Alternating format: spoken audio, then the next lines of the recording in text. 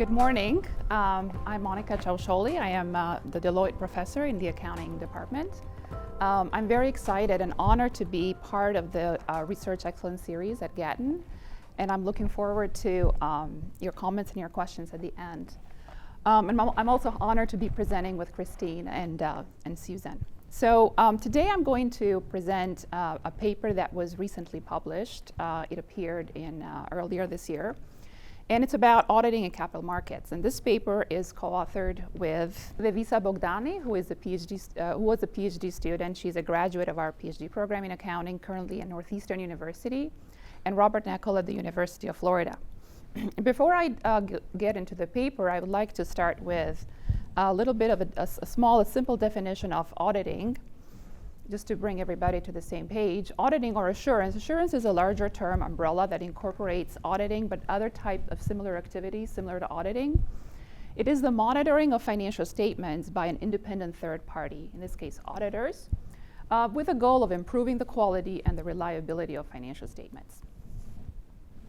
And in this paper, we ask a very simple question: is there a value to assurance, or is there a value to an audit? This is a very fundamental question and a basic question, but we don't have good answers to this question. We have some answers in the private firm market, private firm setting. Actually, Dave Blackwell has pretty good, highly cited work in this area, but we don't know about the value of assurance in an equity capital market setting. And in order for us to answer this question, we turn to another market, the equity crowdfunding market, and I will explain later that there are some interesting features in this market that allow us, that enable us to answer this question. So the definition for equity crowdfunding is it is a new type of capital market where firms make an open call for capital to a group of investors, the crowd, in exchange for securities, and all of this is done through online funding platforms. So there are three different market participants, and here the firms, the investors, and platforms, and regulation applies to all three of these market participants.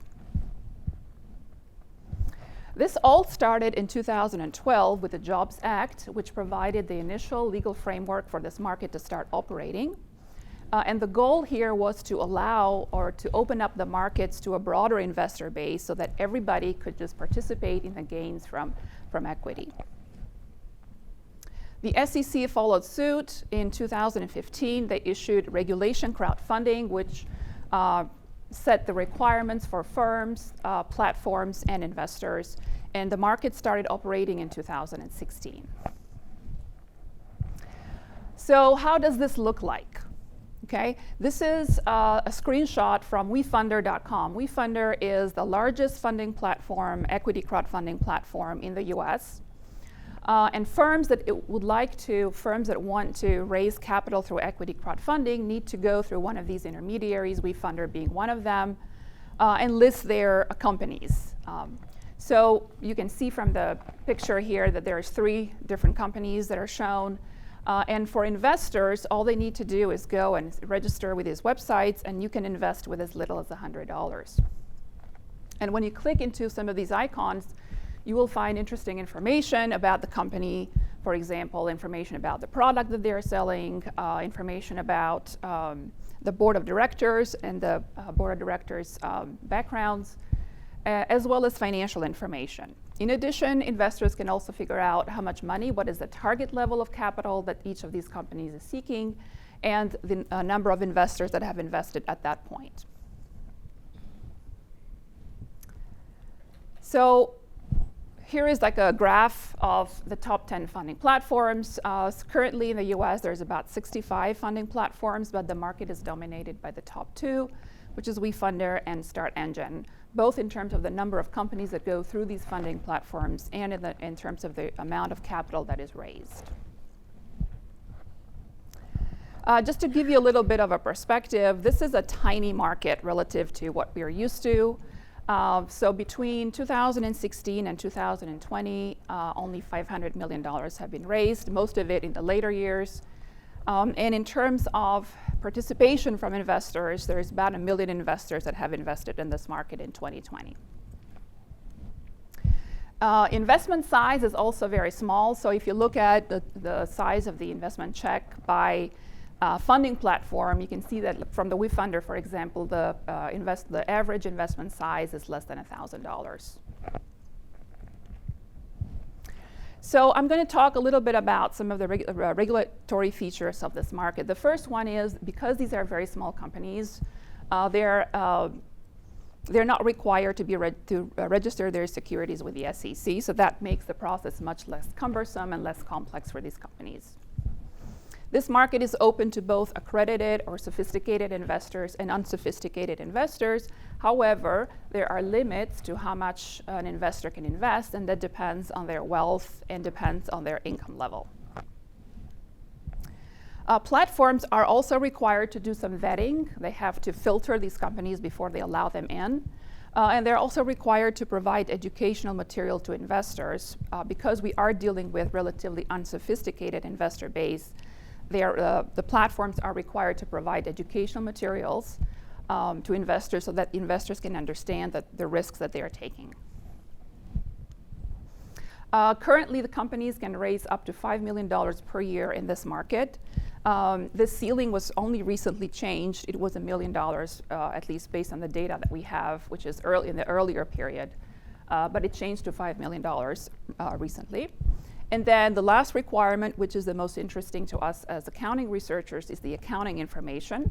So these companies are required to file, they're mandated to file financial information with the SEC. But here is like the interesting piece, is that they're not required to have audited financial statements. In other words, these companies can choose whether they want to buy assurance or not. There is a little bit of a nuance here, because this voluntary piece only applies to the smaller companies in this market. So the larger companies within equity crowdfunding are still required to buy an audit. But the smaller ones are given an option, and that is basically the base of our sample. So just reiterating the research question, does auditing or assurance of financial reports matter, in the sense that do companies benefit from buying assurance? And this is important because investors rely on financial information to make investment decisions. And to the extent that auditing improves the reliability of financial statements, then investors should benefit from this. Auditing has become the focus of regulators both within the US and internationally, like the SEC and the PCAOB, and especially within the equity crowdfunding market, the SEC is keeping an eye on the developments and trying to kind of tweak the regulation based on how things are working. Also, many have frequently raised the question, do we need audits? Do audits offer any value, especially during economic downturns? And then this question cannot be examined in traditional capital markets because all publicly traded companies are required to have audits, so we can't really study that in other settings. So in terms of the data was collected from each individual platform, so it was all hand collected and coded, and then through the SEC's EDGAR. And we look at three main outcome variables. We'll look at whether the company is able to raise target capital. This is a dummy variable. We look at the amount of capital that companies are able to raise. This could be different from the target level because most of the companies raise more than they're asking for when they raise money. And then we're also looking at the level of participation, which is it's of highly interest to the SEC. Just some very, very simple descriptive statistics. The success rate in this market is 52%. The data is from 2016 to 2018. So we're just looking at the first couple of years. So that means 48, almost half of the companies in this market don't make it, okay? And the data that we have is the first time that companies go and the first round of financing in the equity crowdfunding market. These companies can go back several times, but we only have the data for the first time. So you can see from the average level of capital raised, this is a tiny number, $52,000 on average for these companies. 5% of companies in this market choose to be either audited or reviewed, so choose the assurance option. And our sample is about 300, almost 300 companies. So I'm just going to quickly go over the findings. So the first one, it's not really a finding that is based on our data, but it's something that is quite interesting as we were reading the literature. The first one is that we found out is that the US is a slow starter in this market. Other markets, like such as the United Kingdom and Australia, had far more developed markets much, much earlier. However, the US followed a very different approach here. They were more cautious in developing their regulation for this market, but also the regulation is more heavy-handed, right? There is more restrictions on both firms in terms of how much money they can raise. There are more restrictions on investors in terms of how much money they can invest. And the assurance and financial statement requirements are tougher. For example, in the United Kingdom, companies don't have to file financials with a regulator, and there is no mention of an audit. So this is kind of a very different approach. But that was kind of advantageous to us, so we could study this question in the US setting. In terms of whether assurance matters in this market, we find that it does. So we control for a number of factors, but we find that companies that issue financial statements accompanied with assurance with an auditor report are 70% more likely to achieve their target level of capital. They raise more capital than companies that don't provide assurance, and put it in economic perspective, about 120% more capital.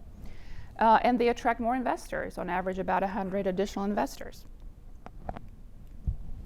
So the takeaway from the study is that we conclude that auditing and assurance is an important mechanism for investors to sort out through these companies in the equity crowdfunding market. So that's from the investor perspective, but also from the firm's perspective, assurance seems to facilitate a capital formation and help the companies move on to the next rounds of financing. And with that, I thank you for your attention and looking forward to the questions.